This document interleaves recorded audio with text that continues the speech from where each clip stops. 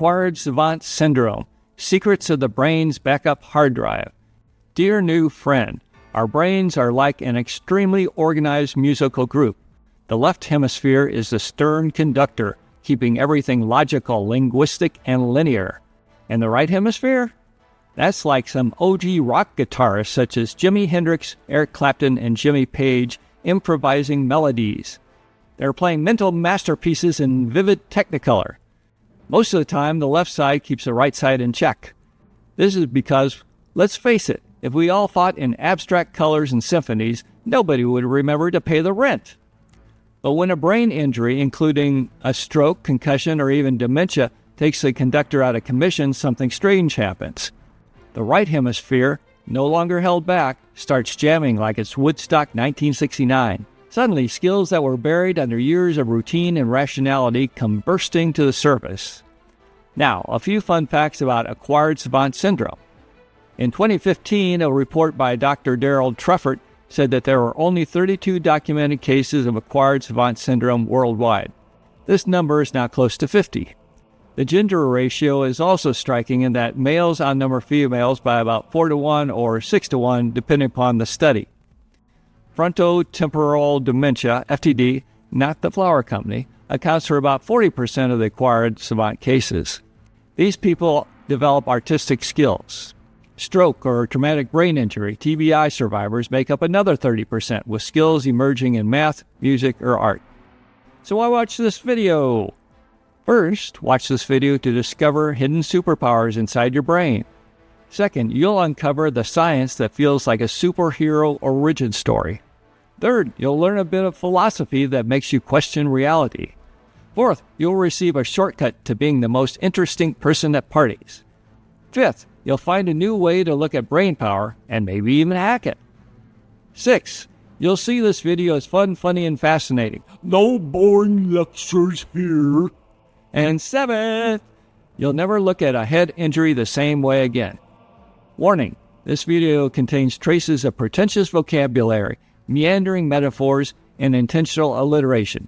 So, savage, not savant. Part 1.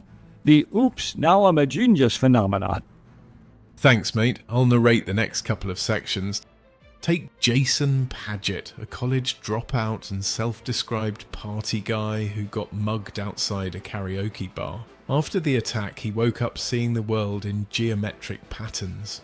Numbers became shapes, and he could draw intricate fractal designs with perfect precision, despite having zero formal training in math or art. His brain had rewired itself, turning him into a human calculator with a pencil.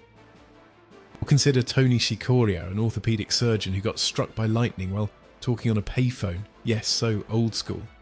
After he recovered, he developed an insatiable urge to play piano and became a skilled composer almost overnight. His brain, zapped by 300 million volts, had somehow rebooted with a new software update which was Tony 2.0, but now with a bonus Chopin feature.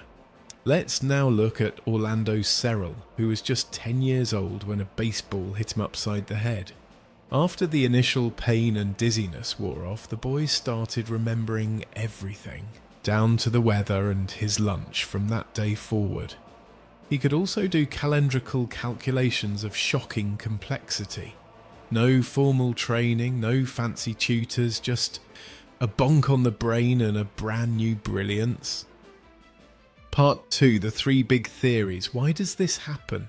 Neuroscience has a few favourite explanations for Acquired Savant Syndrome, and they all sound like potential Marvel superhero origin stories. The brain's wild, wiggle-worthy ability called neuroplasticity is basically the brain's version of sophisticated country line dancing. Shuffle left, step right, rewire a few circuits. When trauma hits, the brain sometimes reroutes information through back roads and alleyways it normally wouldn't bother with. And sometimes, just sometimes, that detour uncovers a forgotten fountain of fabulousness. The left brain lockdown theory, aka paradoxical functional facilitation. The left hemisphere is like the brain's strict librarian.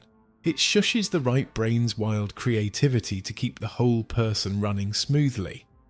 But when injury or illness mutes the left side, the right brain throws a neural block party, unleashing hidden talents in art, music, or math.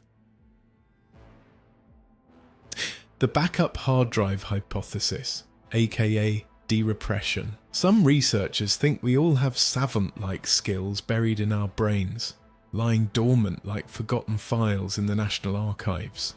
Trauma or disease might force the brain to rummage through its own junk drawer. It derepresses these hidden abilities, bringing them to the forefront, the hypersensory overload idea, aka latent potential.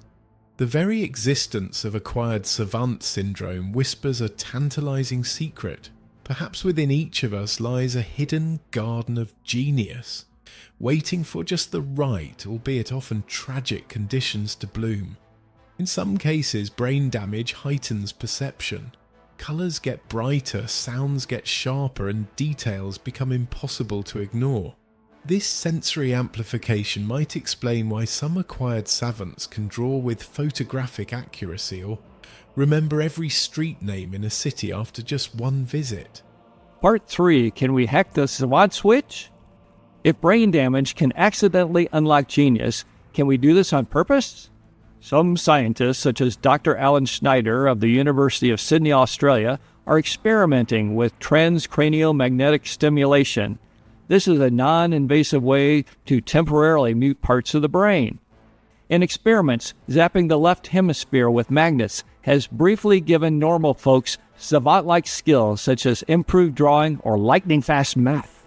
But before you start strapping lodestones to your head in hopes of becoming the next Mozart or Springsteen, hold on. The brain isn't a vending machine where you press a button and out pops talent.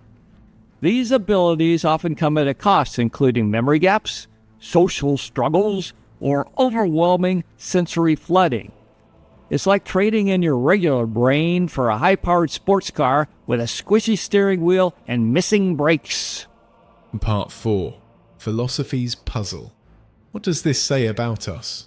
If a knock on the head can reveal hidden genius, it makes you wonder, who are we really? Are we just one brain injury away from becoming someone completely different? Philosophers have been chewing on this for centuries, but acquired savant syndrome adds a fresh twist to the debate. The you that you didn't know was there. We like to think of ourselves as consistent, unified human beings, the same person today as we were yesterday. But acquired savants throw a wrench into that idea. If a stroke can turn a middle-aged accountant into a world-class sculptor, does that mean the artist was always inside him, just waiting for the right neurological nudge? This gets spooky when you consider that we might all be walking around with unused superpowers. Maybe you're secretly a math whiz, a musical prodigy, or a human GPS. If only the right part of your brain got a little wake-up call. Free will or pre-installed software. If talents can emerge without practice or effort, does that mean hard work is overrated? Philosophers have long debated free will versus determinism. Are we the architects of our own skills, or is everything pre-wired in our brains? Acquired Savant Syndrome suggests that some abilities lie in wait, independent of our choices. That doesn't mean practice is pointless. Sorry, no shortcuts to guitar mastery. But it does hint that the brain has secret compartments we don't fully control. Ethics of unlocking genius. Here's the million-dollar question. If we could safely turn on our savant skills, should we?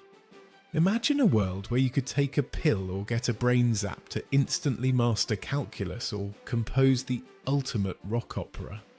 Sounds awesome, right? But what if the trade-off was losing close friends and family or struggling with everyday tasks? Some acquired savants have incredible gifts but now find social interactions baffling. Would you trade small talk for perfect pitch? Would you trade the ability to remember every birthday for the inability to forget every trauma? Philosophy doesn't have easy answers here, just a lot of things that make you go, Part 5. A glimpse into the brain's hidden depths. Acquired Savant Syndrome is one of the strangest, most fascinating quirks of human neurology. It shows that the brain isn't just a machine that breaks when damaged. Sometimes it reconfigures itself into something extraordinary.